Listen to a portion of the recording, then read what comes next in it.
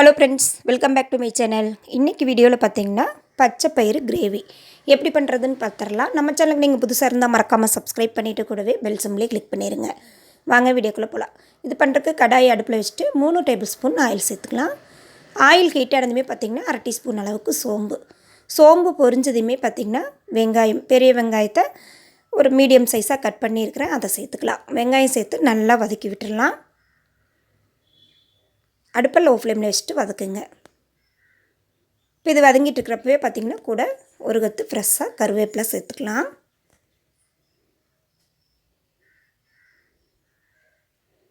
தக்காளி 1, அதையே இது போல் கட் பண்ணி சேர்த்துக்கோங்க. தக்காளி, வெங்காயம், கருவேப்பிலை எல்லாமே ஓரளவுக்கு வதங்கிடுச்சு. இப்போ இது கூட 1/4 டீஸ்பூன் மஞ்சள் தூள், 1 டீஸ்பூன் அளவுக்கு இஞ்சி பூண்டு பேஸ்ட்டு சேர்த்துட்டு நல்லா வதக்கி விட்டுருவோம். கூடவே பார்த்திங்கன்னா தனி மிளகாய் 1 டீஸ்பூன் சேர்த்துக்கலாம். மல்லித்தூள் 1 ஸ்பூன் சேர்த்து நல்லா மிக்ஸ் பண்ணி விட்டுடலாம். அடுப்பை லோ ஃப்ளேமில் வச்சுட்டு நல்லா மிக்ஸ் பண்ணி விட்டுட்டு இப்போ இது மூழ்கிற அளவுக்கு கொஞ்சமாக தண்ணி சேர்த்துக்கலாம். தண்ணி நல்லா கொதிக்கும் போது உப்பு சேர்த்துக்கலாம்.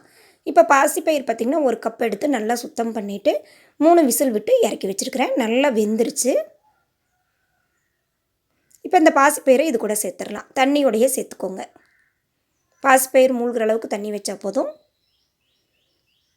சேர்த்து நல்லா மிக்ஸ் பண்ணி விட்டுருங்க. இது நல்லா கொதிக்கட்டும். இப்போ இதுக்கு ஒரு மசாலா அரைச்சிட்டு வந்துடலாம்.